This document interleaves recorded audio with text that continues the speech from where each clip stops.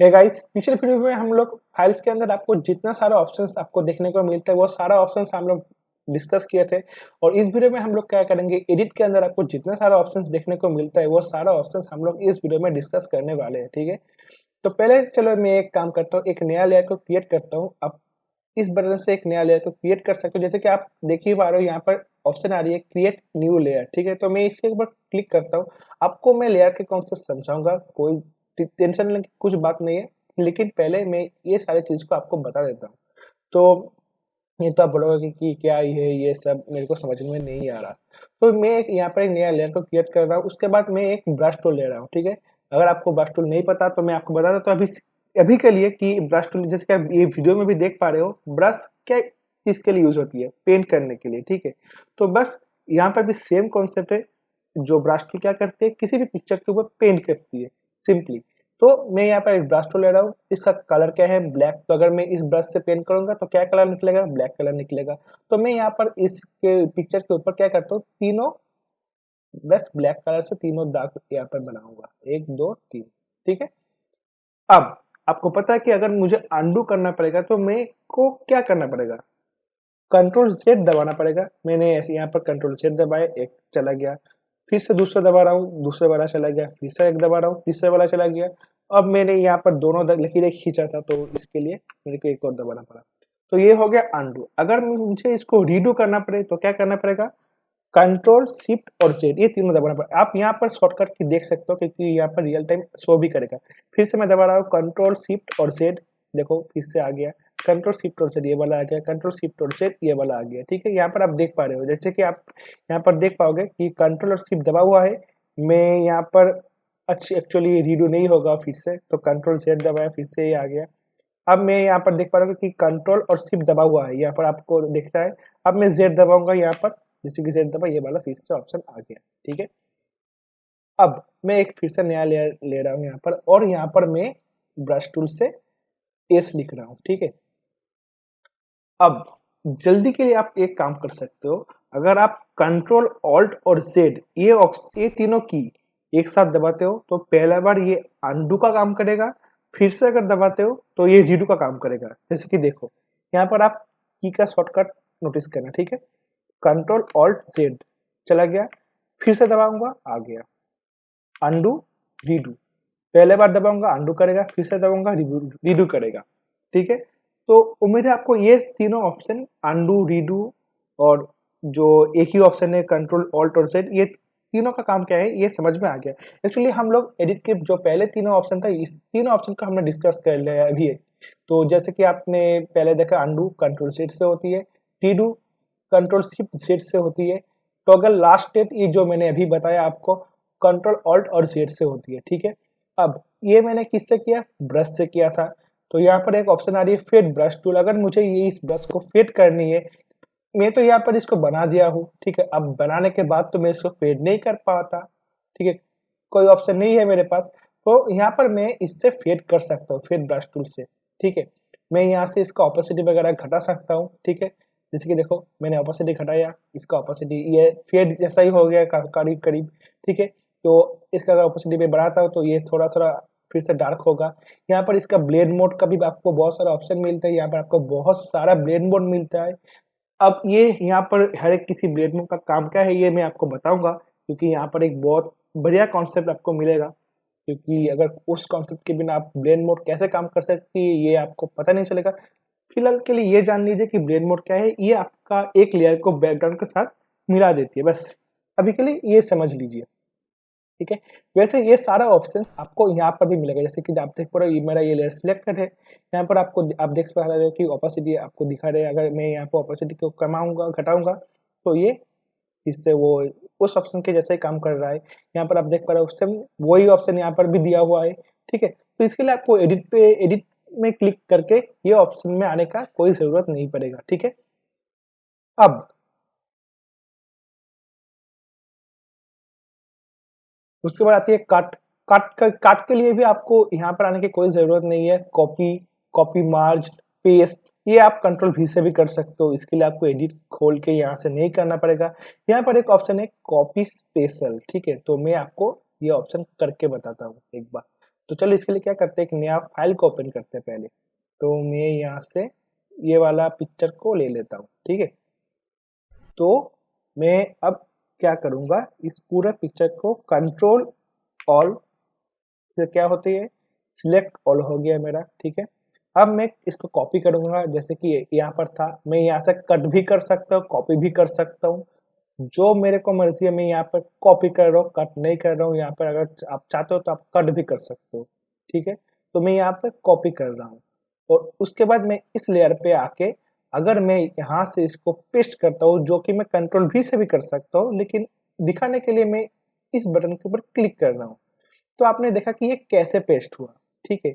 ये सेम चीज अगर मैं फिर से यहाँ पर कंट्रोल Z दबाऊंगा तो ये अंडू हो जाएगा और मैं यहाँ पर कॉपी स्पेशल में आके पेस्ट इन प्लेस में क्लिक करूंगा, ठीक है।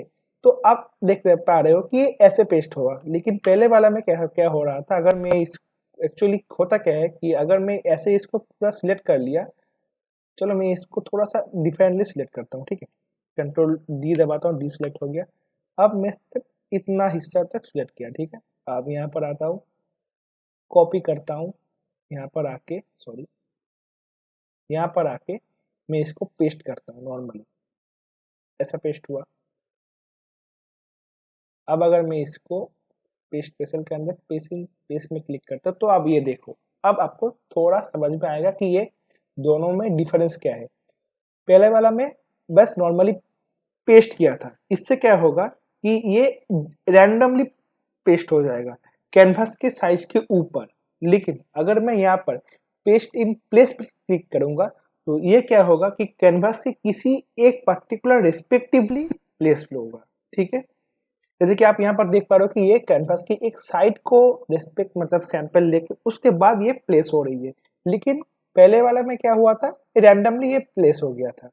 ये रैंडमली प्लेस होती है, यहाँ पर ये एकदम सेंटर में प्लेस हुआ है, लेकिन अगर आपका इमेज बहुत बड़ा है तो ये रैंडमली प्लेस होगा, ठीक है।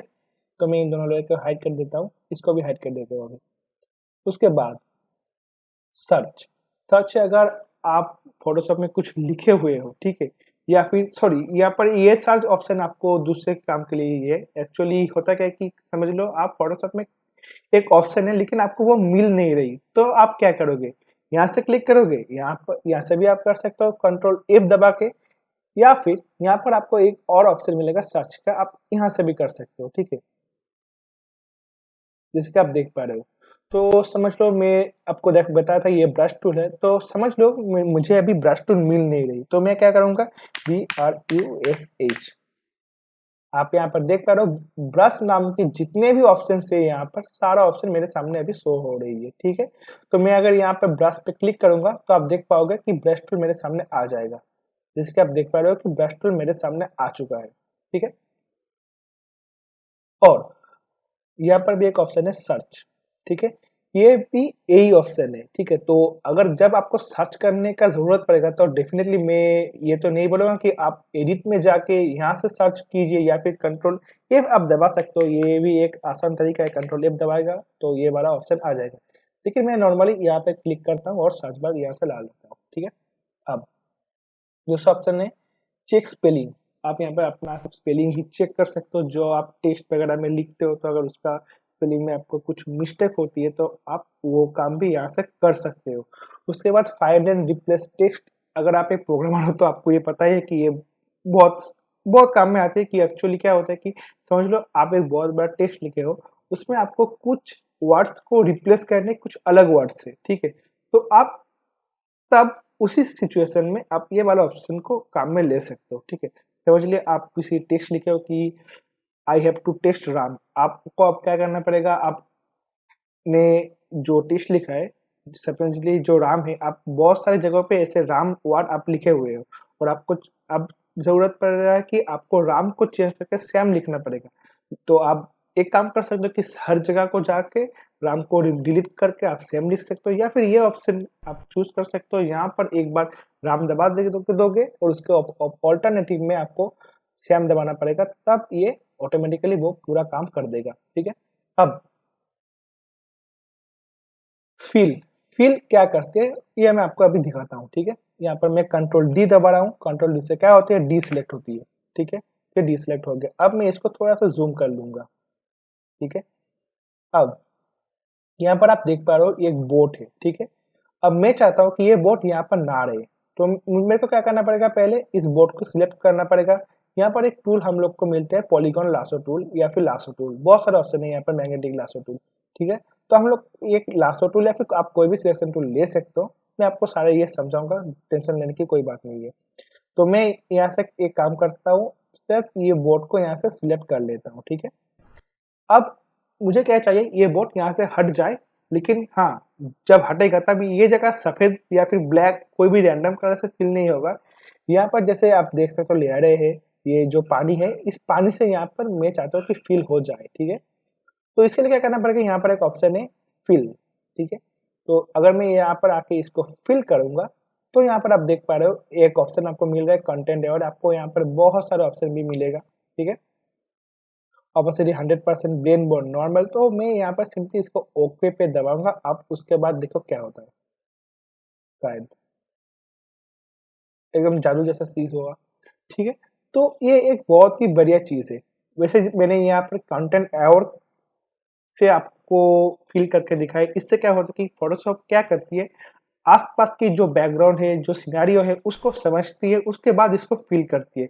ऐसा नहीं कि इसको फिल करने की जगह फोटोशॉप इस टावर को सैंपल लेके यहाँ पर टावर बना देगा, नहीं, उसको पता है कि ये पानी का जगह है, तो इसको पानी से ही फिल करेगा ये, ठीक है।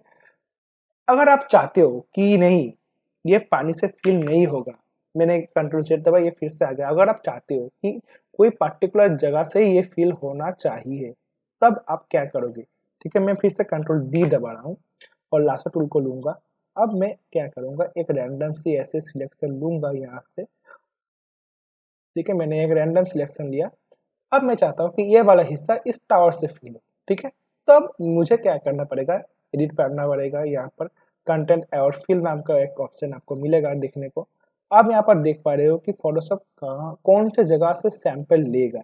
अगर आप चाहते हो कि फोटोशॉप इस जगह से सैंपल ना ले, तो यहाँ पर आप देख पा रहे हो कि जो सिलेक्शन है यहाँ पर माइनस में सिलेक्ट किया हुआ है ऑलरेडी।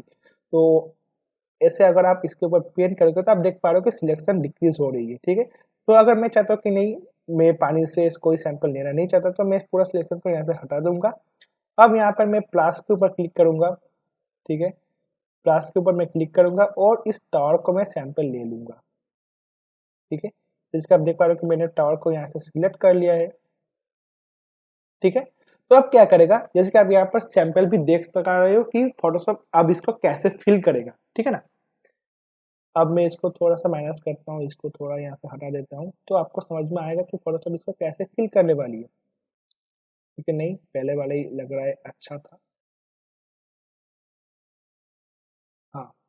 तो अगर मैं यहाँ पर ओके में दबा देता हूँ, तो फोटोशॉप इसको, जैसे कि आपने देखा, तो ऐसे ही इसको फिल कर देगा। मैं कंट्रोल डी दबाता हूँ, आपको ज़्यादा समझ में आएगा, ठीक है। तो अब फोटोशॉप ने क्या किया, इसको टावर के कलर से फिल कर दिया, लेकिन पहले वाले में क्या किया था, इसको पानी के कलर से फिल किया था, ठीक है। ये दोनों ऑप्शन में ये डिफरेंस आपको देखने को मिलेगा, हो गया। अब यहाँ पर आ रही है बहुत सारे ऑप्शंस, तो चलो मैं पहले इसको लेयर पे कन्वर्ट कर लेता हूँ, ठीक है। अब इसको इसमें लाता हूँ। तो अब ये क्या करनी है, मैं आपको सब कुछ समझाऊंगा, कोई टेंशन लेने की जरूरत नहीं है। उसके बाद यहाँ पर आ रही है कंटेंट एवर स्केल, ठीक है। ये एक ऑप्शन है, आप कंटेंट एवर जो है उसका आप माप ले सकते हो। पहले मैं आपको ये ऑप्शन समझाता हूँ, पपेट रैप, ठीक है। ये चीज क्या काम करती है, जैसे कि आपने देखा कि मैंने यहाँ पर ये, छोड़ो इसको, छोड़ो, मैं इसको डिसेबल कर देता हूँ। इस ऑप्शन के ऊपर आपको बात करके दिखाता हूँ। तो इससे क्या होगा कि पपेट रैप, चलो पपेट रैप लेते हूँ। अब आप देख पा रहे हो कि फोटोशॉप ने एक जाली जैसा बना दिया है, ठीक है। पपेट का मतलब क्या है कि कुछ जॉइंट्स रहती है, ठीक है ना, पपेट के अंदर। आप उस जॉइंट्स के मदद से पपेट को हिला सकते हो। वैसे ही हम लोग अगर यहाँ पर कुछ जॉइंट्स बना दे, तो उस जॉइंट्स के मदद से हम लोग इस फोटो को भी घुमा सकते हैं। चलो मैं आपको करके बताता हूँ। तो मैं क्या करता हूँ, यहाँ पर एक जॉइंट बना सकता हूँ, ठीक है।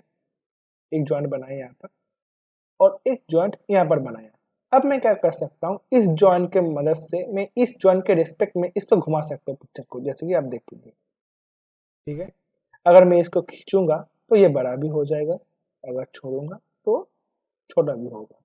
ठीक है, तो अगर मैं यहाँ पर एक और पॉइंट बनाता हूँ तो मैं उस पॉइंट के रिस्पेक्ट में भी ये काम कर सकता हूँ। लेकिन ध्यान में ये चीज रखना कि जो पॉइंट्स मैं बना रहा हूँ वो दोनों पॉइंट्स एक जगह पे है, वो पॉइंट्स हिल नहीं रही, बस पिक्चर हिल रही है। अब देखो, ध्यान से देखो, पिक्चर हिल रही है, ठीक है ना, लेकिन जो दोनों पॉइंट्स मैंने बनाया है वो दोनों पॉइंट्स नहीं हिल रहा।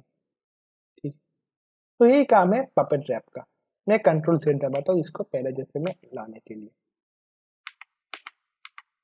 यहाँ पर नहीं तो मैं डिसेबल पे क्लिक करूंगा तो ये पहले जैसे पे आ जाएगा। ठीक है, उसके बाद यहाँ पर एक पर्सपेक्टिव रैप, तो ये काम क्या करती है, चलो इसको अभी काम देख लेते हैं। तो मैं आपको एक एग्जांपल देता हूँ। चलो मैं इस बिल्डिंग को पकड़ लेता हूँ। ठीक है, मैंने इस बिल्डिंग को ऐसे बस ड्रैग करके सिलेक्ट किया। अब मैं क्या करता हूँ, इसको थोड़ा सा ऊपर लेता हूँ। ठीक है, ले लिया। अब मैं चाहता हूँ कि मैं इस पिक्चर को ऐसे साइड से देखूं, तो क्या करूंगा, ये मैंने, सॉरी, मुझे फिर से वो लेना पड़ेगा। मैं वहाँ पर गलती से इसको सिलेक्ट में राइट में क्लिक कर दिया था, तो मैं यहाँ पर फिर से वो ऑप्शन ले रहा हूँ। अब मैं चाह रहा हूँ कि ये जो चीज़ है मैं इसको साइड से देखूँ, तो अब मुझे क्या करना पड़ेगा, बस मुझे इसको ऐसे घुमाना पड़ेगा। सॉरी सॉरी सॉरी, यहाँ पर आपको लेआउट से इसको रैप पे चेंज करना पड़ेगा। ठीक है, अब मैं इसको ऐसे घुमा सकता हूँ।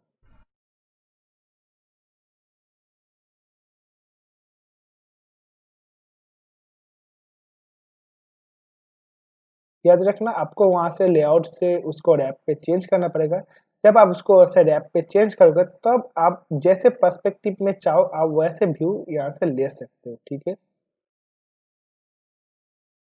अगर आप चाहते हो कि आप थोड़ा डाउन व्यू लोगे तो आप ऐसे करके एकदम, अगर आप पिक्चर पानी की जगह से खींचना चाह रहे हो तो आपको ऐसा दिखने को मिलेगा। अगर आप चाहते हो कि आप ऊपर से खींच रहे हो तो आपको कैसा दिखने को मिलेगा, मैं आपको दिखा देता हूँ अभी।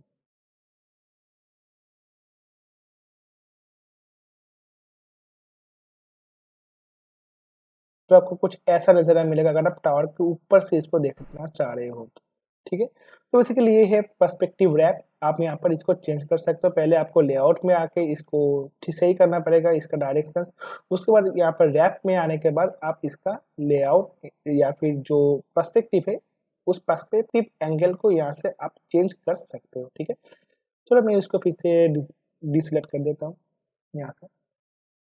उसके बाद यहाँ पर आ रही है फ्री ट्रांसफॉर्म। बेसिकली ये जो ऑप्शन है फ्री ट्रांसफॉर्म, कंट्रोल टी, ये आपको इससे ही मिलेगा। ठीक है, ये जो ऑप्शन है यहाँ पर अगर मैं इसके ऊपर कंट्रोल टी दबाता हूँ तो आपको, आप देख पाओगे कि यहाँ पर बहुत सारे ऑप्शन आ जाएगा, चारों दिशा में चारों ऑप्शन आएगा।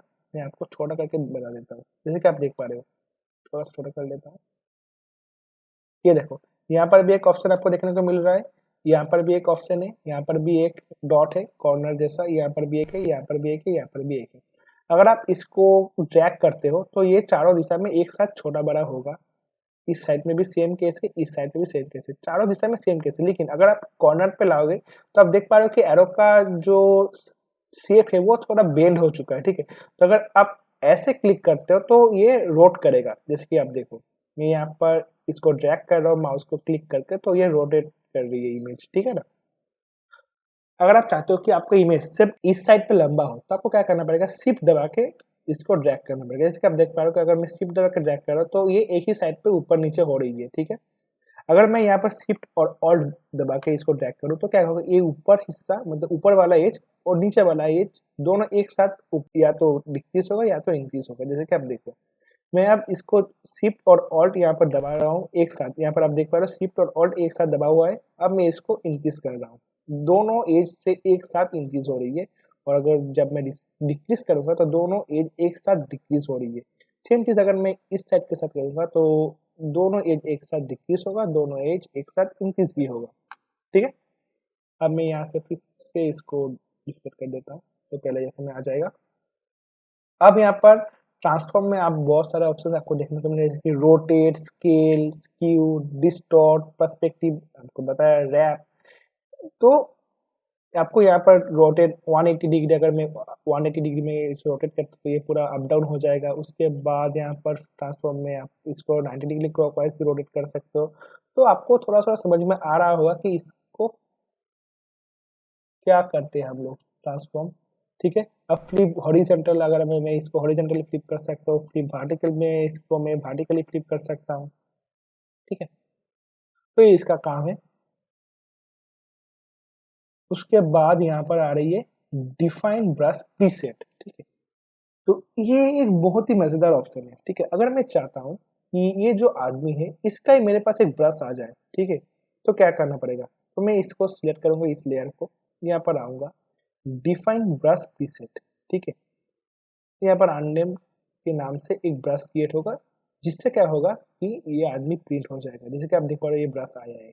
अब मैं अगर इस पे आता हूँ, ठीक है, इस लेयर को हटाता हूँ, इसको ओपन करता हूँ और मैं इसके ऊपर ये ब्रश से पेंट करता हूँ, थोड़ा इसको, इसका साइज में छोटा कर लेता हूँ ब्रश को।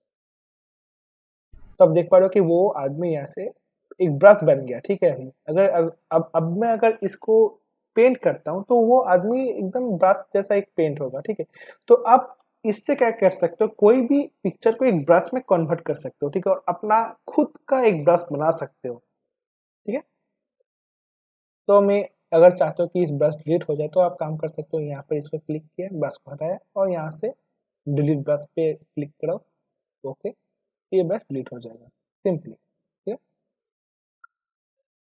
बहुत ही सिंपल था। अब उसके बाद आती है डिफाइन पैटर्न, ठीक है। ये क्या काम करती है सीरियसली, तो चलो देखते कि ये क्या काम करती है। तो मैं इसको हटाता हूँ, फिर से एक नया इमेज में ओपन कर लेता हूँ। मैं ये वाला इमेज यहाँ से ओपन कर रहा हूँ, ठीक है। अब मैं चाहता हूँ ये जो इमेज है ये मेरा एक पैटर्न बने, ठीक है। तो मैं क्या करूँगा, सिंपली यहाँ पे आऊँगा, एक डिफाइन पैटर्न के ऊपर क्लिक करूँगा और मैं इसका एक पैटर्न यहाँ से बना लूँगा। अब मैं चाहता हूँ कि वो वाला पैटर्न इसके पीछे आए, ठीक है। तो क्या करता हूँ, मैंने एक ब्लैंक लेयर लिया, इसके पीछे आ गया। यहाँ पर आप देख पा रहे हो कि पैटर्न स्टैम्प टूल का नाम से मेरे पास एक टूल है और यहाँ पर मैं देख पाऊंगा कि वो जो मैंने इमेज लिया था वो एक पैटर्न बन चुका है यहाँ पर, ठीक है। अब अगर मैं इसको यहाँ पर पेंट करता हूँ तो आप देखो पीछे वो वाला इमेज यहाँ पे पेंट हो गया, ठीक है ना। इससे क्या हो कि आप खुद का एक इमेज का एक पैटर्न बना सकते हो, जो इमेज आपके पास है आप उसका ही एक पैटर्न बना सकते हो इस ऑप्शन से। तो मेरे ये ऑप्शन भी आपको काफी ज्यादा पसंद आया होगा। उसके बाद पर्च, जैसे कि आप देख पाओगे कि मैं अगर इसको यहाँ से कॉपी करता हूँ, ठीक है। अब मैं इसको अगर यहाँ पे पेस्ट करने की कोशिश करता हूँ तो ये पेस्ट होगा, ठीक है।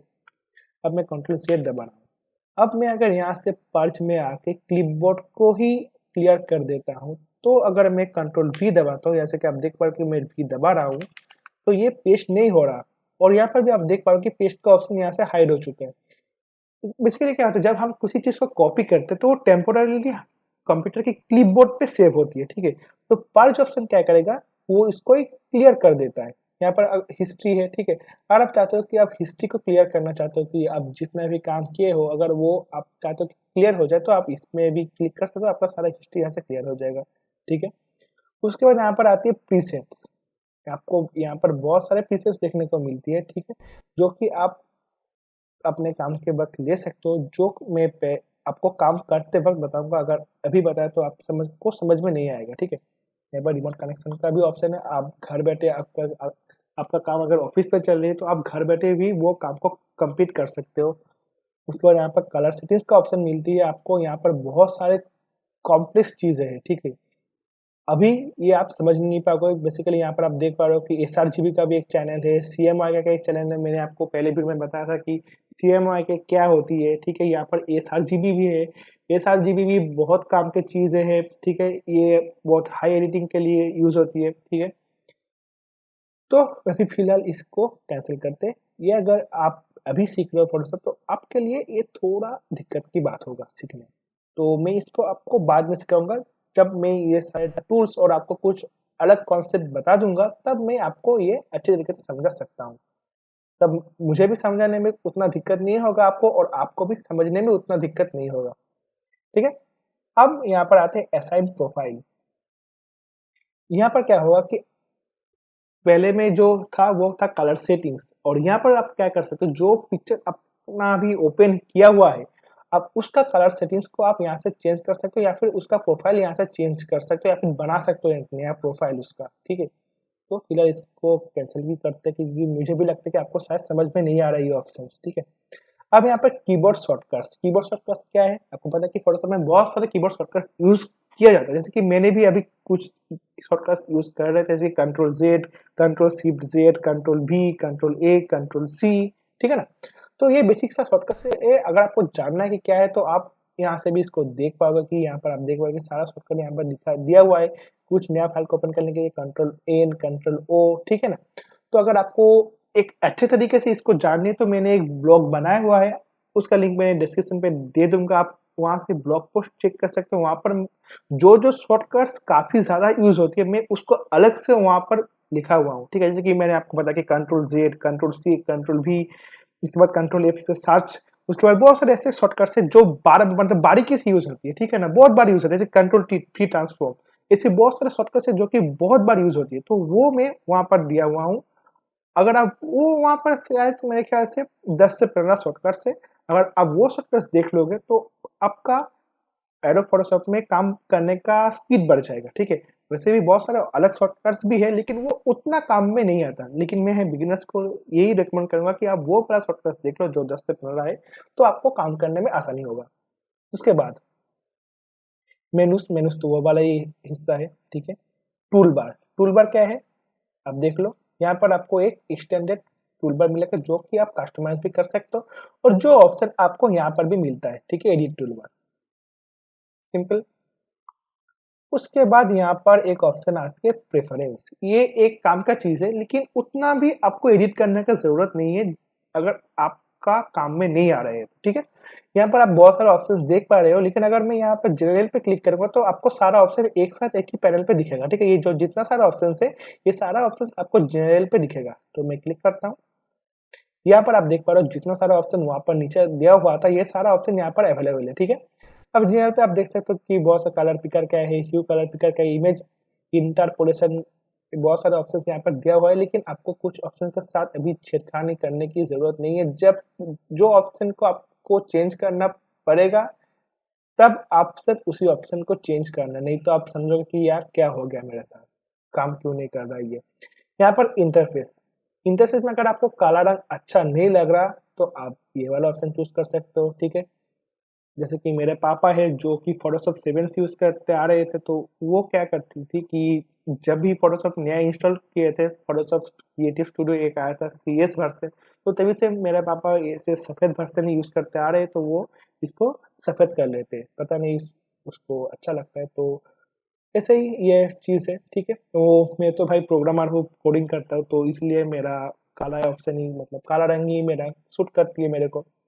यहाँ पर आप बहुत सारे और भी ऑप्शन है यहाँ पर, जैसे कि standard screen mode, full screen mode with menus. ठीक है, ये सारा ऑप्शन डिफॉल्ट में रहने दीजिए क्योंकि इससे क्या होगा कि जो आप ट्यूटोरियल मेरे चैनल पे या फिर किसी और चैनल पे देखोगे आप डायरेक्टली अपने इंटरफेस के साथ इसको मैच कर पाओगे। ठीक है, यहाँ पर UI फॉन्ट साइज आप देख पा रहे हो, अगर आपको लग रहा है कि हाँ ये साइज फॉन्ट साइज थोड़ा छोटा है तो आप इसको बड़ा भी कर सकते हो। यहाँ पर UI स्केलिंग भी है, मैं तो बोलूँगा इसके साथ छेड़खानी करने की जरूरत नहीं है। ठीक है, उसके बाद यहाँ पर वर्क स्पेस है। वर्क स्पेस कौन सा जगह है, ये जो जगह है ये आपका पूरा वर्क स्पेस है जहाँ पे आप काम करते हो। ठीक है, तो यहाँ पर आपको बहुत सारे ऑप्शन देखने को मिलता है, जैसे कि यहाँ पर इनेबल नैरो ऑप्शंस बार। ठीक है, तो अगर आप किसी भी गलती कर चुके हो तो आप यहाँ को आप हर एक ऑप्शन में यहाँ पर एक रीसेट ऑप्शन आपको देखने को मिलेगा। ठीक है, तो वो रीसेट ऑप्शन को अगर आप क्लिक करते हो तो वो पहले जैसा में आ जाएगा। अब यहाँ पर जो चीज काम में आती है वो मैं आपको बता देता हूँ। ठीक है, यहाँ पर काम में आती है एक एक्सपोर्ट वाला ऑप्शन है। यहाँ इससे क्या होगा कि यहाँ पर आप देख पाओगे कि फाइल में अंदर ही एक्सपोर्ट वाला ऑप्शन है, बेसिकली यही ऑप्शन है ये। ठीक है, तो इससे क्या होता है कि आप मैंने इसको फाइल में ही बताया था, वो ऑप्शन यहाँ पर भी आपको देखने को मिलेगा, तो आपको शायद पता हो कि इससे क्या होती है। उसके बाद यहाँ पर एक जरूरी ऑप्शन है जो है स्क्रैच डिस्क। जब आप फोटोशॉप चलाओगे तो आप देखोगे कि कभी कभार ऐसे एरर्स आती है कि your sketch disk is full. मैंने उसके लिए एक अलग से वीडियो बनाया है, आप आई बटन पे उसको देख सकते हो। पर मैं इसके बता देता हूँ कि एक्चुअली क्या होता है कि फोटोशॉप बैकग्राउंड में बहुत सारे एक्स्ट्रा मेमोरीज मतलब स्टोरेज जो आपके हार्ड डिस्क का स्टोरेज है वो यूज करती है, ठीक है। और यूज करते करते कभी कभी क्या होता है कि ये बहुत ज्यादा डिस्क ले लेते हैं, जैसे कि कभी कभार तो ये 12 से 20 GB तक भी यूसेज कर लेती है। तो क्या होता है कि अगर आपके पास ज़्यादा मेमोरी नहीं है तो ये प्रॉब्लम क्रिएट होती है। जैसे कि आप देख पा रहे हो कि मेरे पास यहाँ पर ज़्यादा मेमोरी अवेलेबल नहीं है, तो ये प्रॉब्लम मेरे को कभी-कभार आ जाती है। तो इस समय मैं क्या किया कि मैं सी और डी दोनों को स्केच डिस्क के लिए अवेलेबल करके रखा हूँ। तो इससे क्या होगा कि फोटोशॉप दोनों ड्राइव का जो फ्री स्पेस है वो उसको यूज़ करेगा, ठीक है। तो अगर आपके पास सी ड्राइव में उतना मेमोरी नहीं है तो आप किसी और ड्राइव को भी स्केच डिस्क के लिए अप्लाई कर सकते हो। और यहाँ पर आपको प्लगइन्स का ऑप्शन देखने को मिलता है, ठीक है। उसके बाद यहाँ पर टाइप, 3D और ऐसे ही बहुत सारे ऑप्शन देखने को मिलेगा, ठीक है। तो यहाँ पर आप देख पाओगे एक ऑप्शन है, अगर आप जब 3D के लिए काम करोगे तो भाई बहुत ज़्यादा रिसोर्स यूज़ होती है। जैसे कि आप नॉर्मली देखो कि फोटोशॉप बहुत ज़्यादा रिसोर्स यूज़ करती है। तो यहाँ पर आप इसके लिए यहाँ पर अपना रैम को फिक्स कर सकते हो कि फोटोशॉप कितना रैम यहाँ पर यूसेज करेगा, ठीक है। यहाँ पर आप परफॉर्मेंस के अंदर भी वो सेम चीज़ देख पाओगे कि नॉर्मल स्टैंडर्ड यूसेज में फोटोशॉप कितना रैम आपका लेगा। जैसे कि मेरा जो टोटल रैम है ये 7.4 MB की दिखा रही है जीबी, मतलब ये 7.4 GB मेरा एक्चुअली 8 GB का कार्ड लगा हुआ है रैम का। तो ये इसलिए यहाँ पर अवेलेबल मेमोरी दिखा रही है 7.4 GB। तो यहाँ पर फोटोशॉप कितना यूज़ कर पाएगा, 5.7 GB के आसपास मैं फोटोशॉप के अलाउ करके रखा हूँ कि हाँ, अगर आपको यूज़ करनी है तो आप 5.7 GB तक इसको यूज़ कर पाओगे। और आप चाहते हो तो आप इसको बढ़ा भी सकते हो, घटा भी सकते हो, ठीक है, वो आपकी मर्ज़ी है। यहाँ पर अगर आपके पास कोई ग्राफिक्स का प्रोसेसर है, जैसे कि मेरे पास AMD का रेडियन वाला एक GPU लगा हुआ है, तो इसलिए मैं यहाँ पर यूज़ ग्राफिक्स प्रोसेसर में क्लिक किया हूँ। जैसे कि आप देख पा रहे हो ATI टेक्नोलॉजीज़ AMD रेडियन यहाँ पर लगा हुआ है, तो यहाँ पर ग्राफिक्स कार्ड मैंने डिटेक्ट कर लिया है। तो ये इसलिए ग्राफिक्स कार्ड को ये यूज़ करेगा, तो आपका रेंडरिंग इश्यूज़ में थोड़ा-सा आपको प्रॉब्लम नहीं फेस करना पड़ेगा, ठीक। तो यहाँ पर आप इसको ओके कर सकते हो। मैं यहाँ पर फिलहाल कैसे के लिए दबा रहा हूँ। तो इसी के साथ हम लोग को एडिट का सारा ऑप्शन यहाँ से खत्म हो जाते हैं। अगले वाले वीडियो में हम लोग इमेज और लेयर के बारे में डिस्कस करेंगे, ठीक है। तो मिलते हैं अगले वीडियो में।